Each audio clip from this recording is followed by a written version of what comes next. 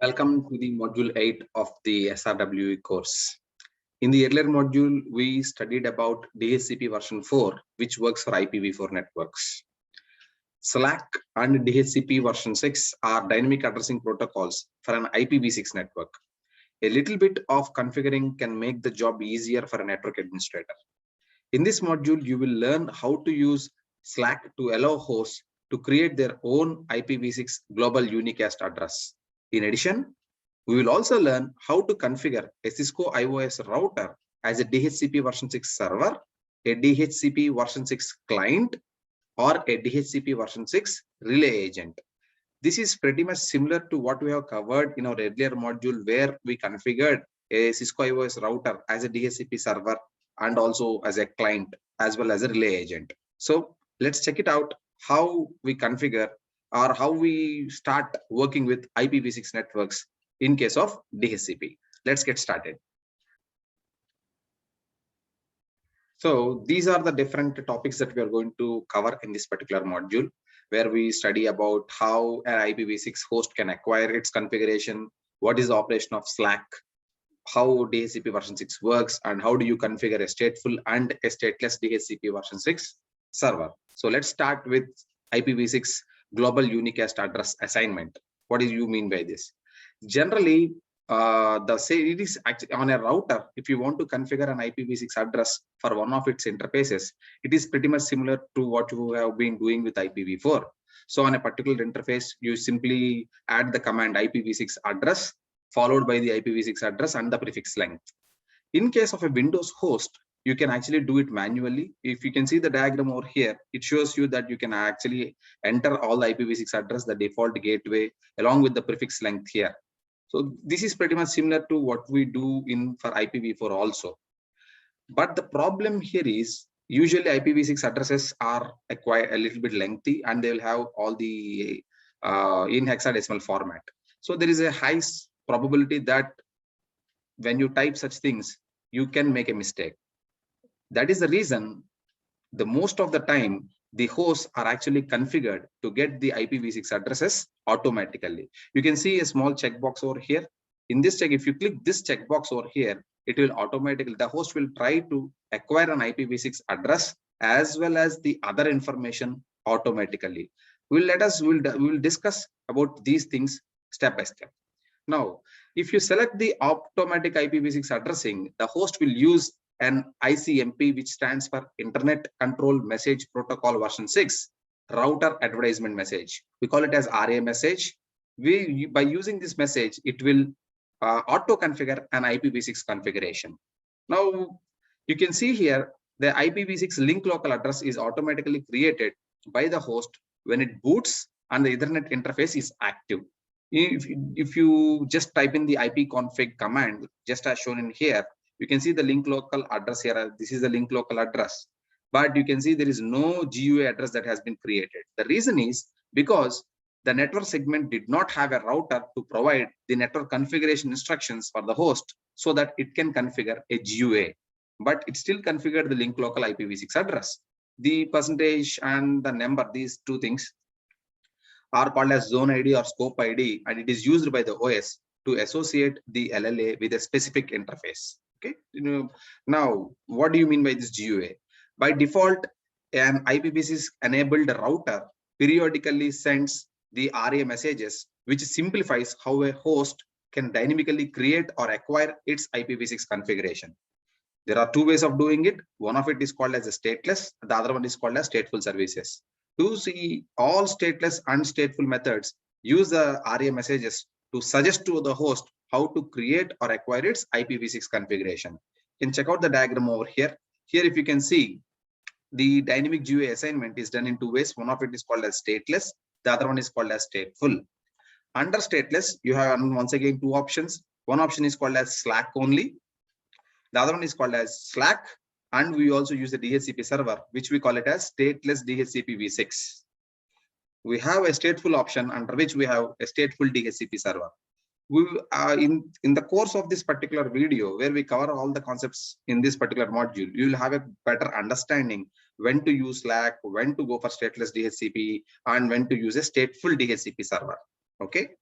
there are 3 flags. We'll discuss about that. Usually, there are 3 flags that are contained in a RA message. When a router sends an RA message, that message will contain the 3 flags. And by using the combination of these 3 flags, the router will tell the client how to acquire or how to create its IPv6 address. The 3 flags are, the first one is an A flag. This is the address flag. The address auto configuration flag signifies to use SLAAC configuration or the stateless address auto configuration protocol, the SLAAC protocol, to create an IPv6 GUA. So if the A flag is set, then it tells the client to create its own IPv6 GUA using the SLAAC only method. If the O flag is set, the O flag stands for the other configuration flag. It signifies that additional information is available from a stateless DHCPv6 server. So the third one, it is called as M flagged, or we call it as managed flag. The managed address configuration flag signifies to use a stateful DHCP server to obtain an IPv6 GUA. Using a combinations of these 3 flags, A, O, M flags, the RA messages inform a particular host about dynamic options available. To make it clear, just check out this diagram. This is the router in a network, and this is the host that we have, or this is the client. This is called as an RS message. This is in terms, RS stands for router solicitation message. When the client first boots up, it sends an RS message to all the IPv6 enabled routers in this particular network. And the routers, upon receiving this RS message, will send an RA message.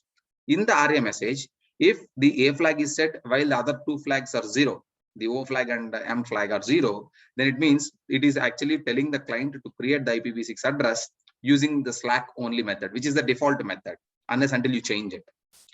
Whereas if it sets the A flag is equal to 1 and O flag is equal to 1, it says use this message, and also use this message to use the SLAAC protocol to create your IPv6 address, and then go get the other information from a DHCP server. We call it as a stateless DHCP. Whereas the third variant, where the A flag is 0 and M flag is 1, it says that get all the information that is required, including the IP configuration, IPv6 configuration, network address, everything from a stateful DHCP server. Go to the server, get your information from there. Don't use SLAAC. So by using a combination of these 3 flags, your RA message will inform the client how to acquire its IPv6 address. Okay, so moving on, let's talk about what do you mean by SLAAC and how does a client use this SLAAC method to acquire its IPv6 GUA address. Not every network does have a dedicated server in it, but every device in an IPv6 address needs, or in an IPv6 network needs, a GUA. The SLAAC method enables the host to create their own unique IPv6 global unicast addresses without the services of a DHCP server. Now, SLAAC is a stateless service, which means there is no server that maintains network address information to know which addresses are being used and which ones are available. It doesn't have any state. No information is available. So SLAAC sends the periodic RA messages. That means once you configure a router, the router keeps sending these RA messages from time to time, maybe for every 200 seconds or so, providing addressing and other configuration information for hosts to auto configure their IPv6 addresses based on the information in the RA.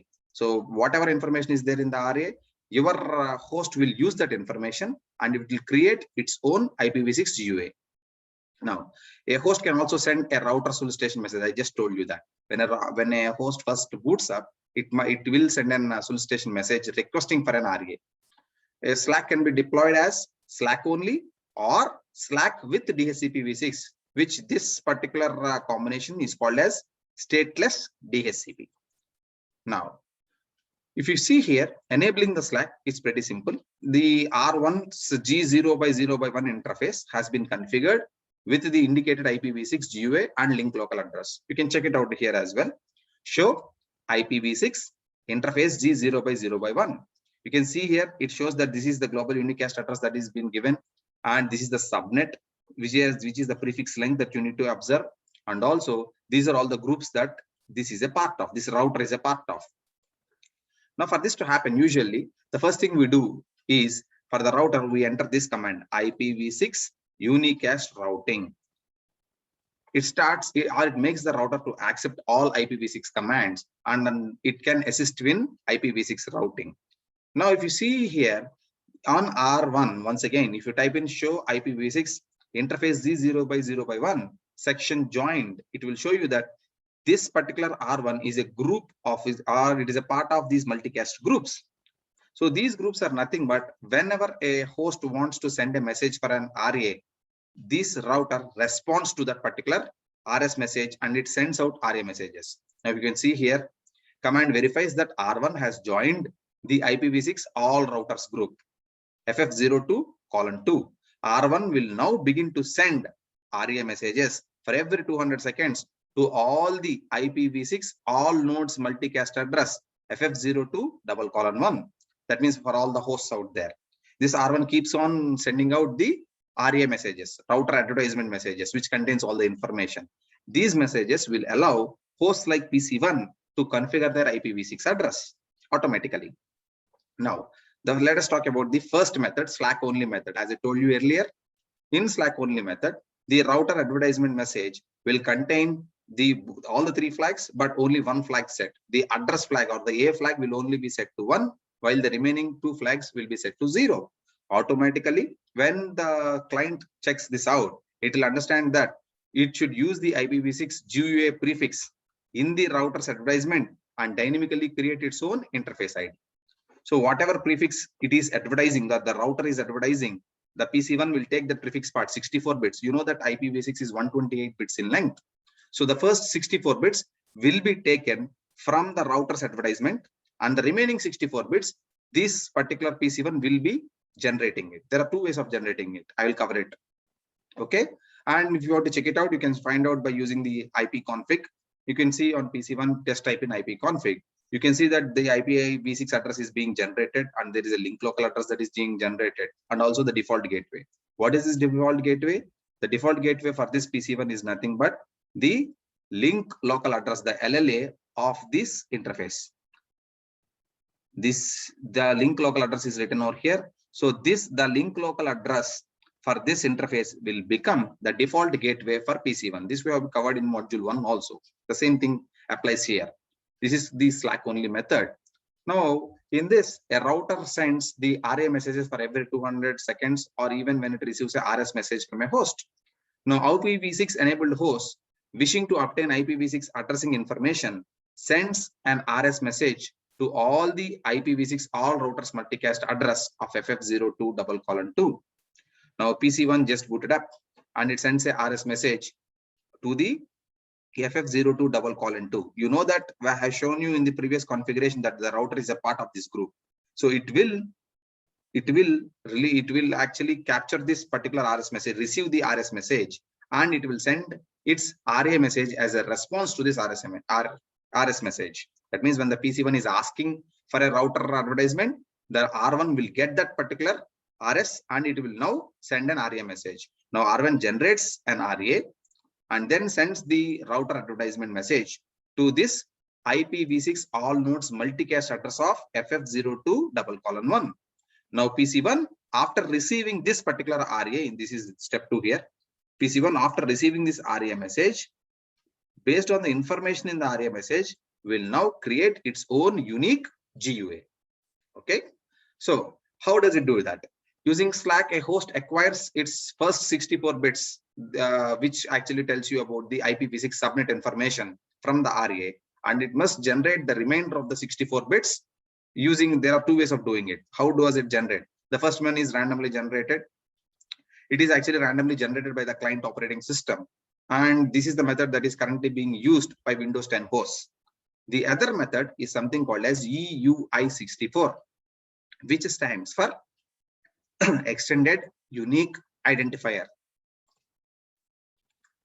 When the EUI64 method is selected, what it does is the host creates an interface ID using its 48 MAC address and then inserts the hex value of FFFE in the middle of the address.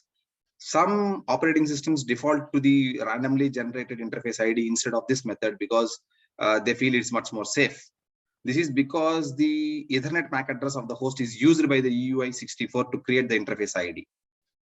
General sense, The Windows, Linux, and Mac OS allow for the user to modify the generation of the interface ID to be either randomly generated, or you can actually select the UI64 method also. Now, if you check it out, there is another thing called as DAD. This stands for Duplicate Address Detection Method. Now, when you use a SLAAC method, imagine that when each one of these hosts is creating their own IPv6 addresses, there is a chance that though it is very slight, there is a chance that there are two hosts which might create the same address. So for that reason, we have something called as a DAD, where this is a method to make sure that the host will have a unique IPv6 GUA address. In this case, the host sends an IPv6 neighbor solicitation message, or the NS message, with a specially constructed solicited node multicast address containing the last 24 bits of your IPv6 address of the host. If no device, or if no other devices respond with a neighbor advertisement message, so the neighbor advertisement is sent as a reply to your neighbor solicitation message, then the address is virtually guaranteed to be unique and can be used by the host. But in case if some other neighbor finds out to have the same address, then it will respond with a neighbor advertisement message. If an NA is received by the host, then the address is not unique and the host must generate a new interface ID to use. But because of the quite length of 128-bit length of the IPv6 address, the chance of two hosts generating the same interface ID is quite rare. But still, the Internet Engineering Task Force, the IETF, recommends that DAD is used. That is the reason most of the operating systems perform DAD on all IPv6 unicast addresses, regardless of how the address is configured. That is regarding your duplicate address detection. Now let us talk about DHCP version 6, what it is, how it is done. Now we studied about the SLAAC protocol. Now imagine that we have a DHCP version 6 server. Once again, there are two ways: stateless DHCP and stateful DHCP auto or dynamic address configuration. We'll talk about that. First, let us talk about the stateful DHCPv6 does not require SLAAC, while stateless DHCP requires SLAAC. Now check this operation. When what happening here is there are 1, 2, 3, 4, 5, 6 steps here. Imagine that PC1, once it's connected to the internet, it has sent an router solicitation message. One. The R1 sends a router advertisement message back to PC1. Now let us consider this to be a stateless DHCP. So what happens is, in this router advertisement, we have the A flag is equal to 1 and the O flag is equal to 1. Then the PC will understand that it has to create an IPv6 address from the SLAAC, and then for other parameters of IPv6 or for other parameters, it has to contact the DHCP version 6 server. Now the remaining 4 messages, the 3, 4, 5, 6 messages are sent by PC1 to the DHCP server. The first one is a solicit, which is to all DHCP servers. Now once it says a solicit message, the DHCP server responds back with an advertise message. In this advertise message, the PC1 responds with a request or information request message to the DHCPv6 server. Now the last step is the server sending a reply back. So these actually use the UDP destination port 546, while the client to server messages use the destination port 547. Now, if an RA indicates the stateless DHCP version 6 method, the host uses the information in the RA message for addressing and contacts the DHCP version 6 server for additional information. Remember that the DHCPv6 server only provides configuration parameters for clients and does not maintain a list for IPv6 address bindings, because it is stateless right now. We are talking about stateless configuration. So PC1 receives a stateless RA message. It will receive the IPv6 GUA network prefix and the prefix length, a flag set to 1 informing the host to use SLAAC, a 0 flag set to 1 informing the host to seek that additional configuration information from a DHCPv6 server, and the M flag will be set to 0.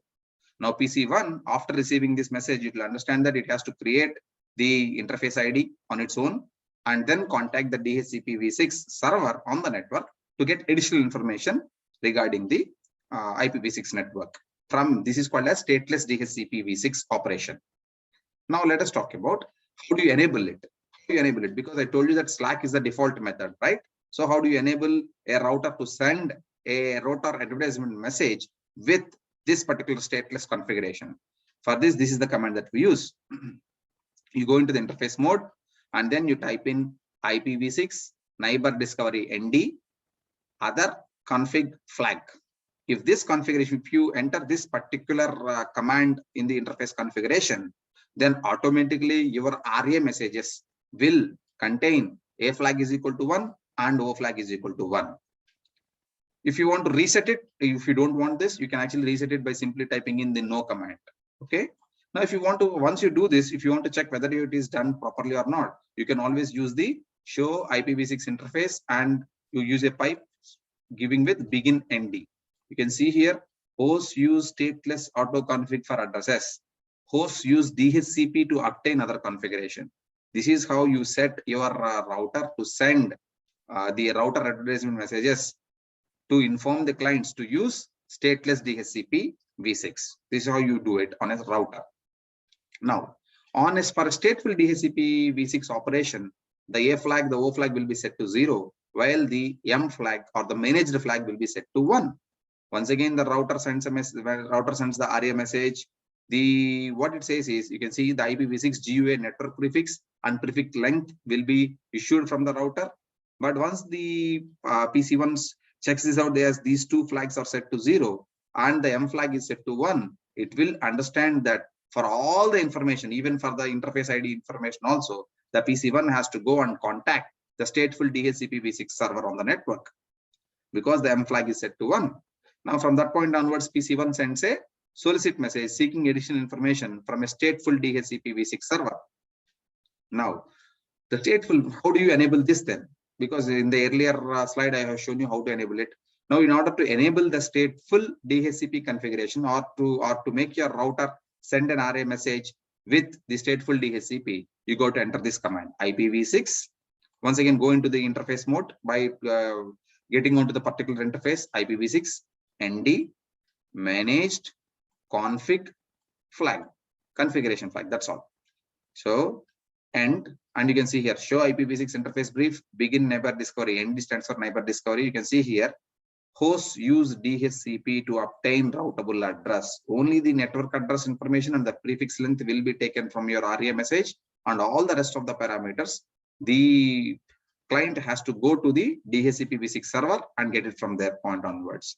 So for this, now the router messages or the RA messages will have the M flag as 1.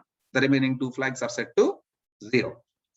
Then how do you, let us move on to configuration of DHCPv6 servers. How do you configure it? This is the same way that we did in the last module where we configured our routers to act as a DHCPv6 server.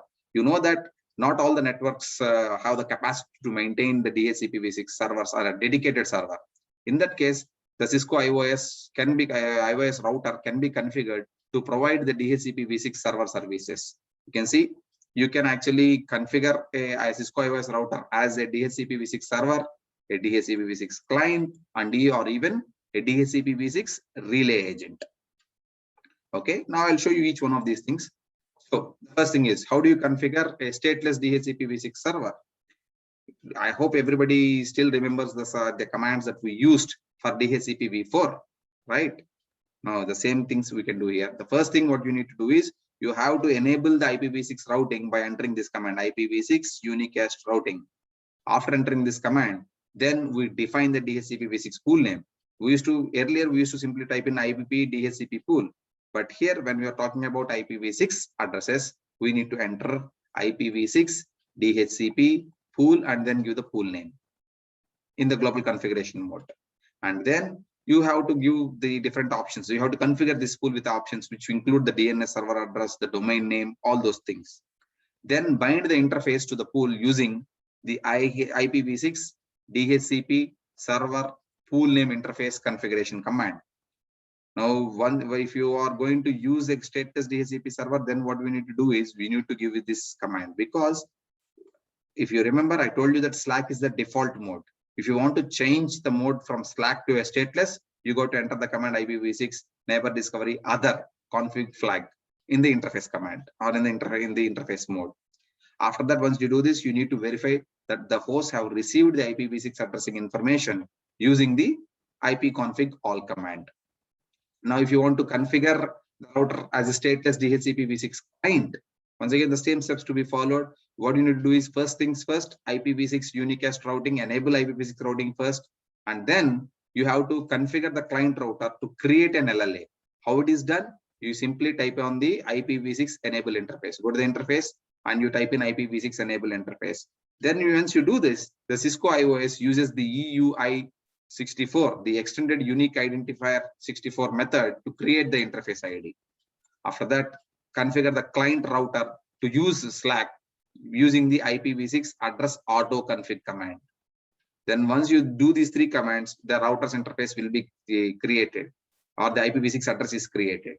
So verify that the client router is assigned a GUA using the show IPv6 interface brief command. You will be able to check it out whether the address is being configured or not, whether it is being given to this or not. Then you can also do it for other DHCPv6 information. Show IPv6 DHCP interface Z0/0/1 command, which gives you all the other information regarding maybe DNS server, all those things, the default gateway which have been assigned. If you want to configure the same stateful DHCP server, the same commands are to be used, which includes the IPv6 unicast routing command, then the IPv6 DHCP pool name, and then you provide the options, maybe address prefix, everything, the DNS server, the IP address, and then bind the interface to the pool using this particular command. And you have to manually change the M flag from 0 to 1, where you have to use this IPv6 ND managed config flag. And also you have to manually change the A flag from 1 to 0, right? Because the A flag is the address flag or the auto address configuration flag, which is set to 1 as default. You have to type in IPv6 ND neighbor discovery prefix default no auto config in the interface mode. So the client does not use a SLAAC to create a GUA. Now, when you're using a stateful DHCPv6 server, the client only takes the network part, the prefix part from your router advertisement, and for all the rest of the parameters, it has to go and contact a DHCPv6 server and get its information from there. And also finally, you can verify the hosts have received the IPv6 addressing information using the ipconfig all command. So if you want to configure a stateful DHCPv6 client, once again, you need to type in the IPv6 unicast routing. We just told you in the earlier. You just type in the IPv6 enable interface and then configure the client router to use the DHCP version 6 using the IPv6 address DHCP interface configuration mode. To check it out, whether it is done properly or not, whether it is been assigned a GUA or not, you simply type in the show IPv6 interface brief command. And also, if you want to verify the other DHCP information, you can just type in the show IPv6 DHCP Z0/0/1 command, where you can get all the statistics from that point onwards. Now, this is another one. If you want to verify whether the server that you just configured is working properly or not, you can use a different show commands. If you type in the show IPv6 DHCP pool, you can see this is the DHCP pool name. It gives you the server, it gives you the domain name, it gives the active clients, and also the prefix that you are allocation currently. Okay, the valid period, everything is given over here. Similarly, you can also use the show IPv6 DHCP binding. But remember that this particular information is only maintained by a stateful DHCPv6 server only. This information will not be maintained by a stateless DHCP server. This you can see what is the address, how many bindings are being done.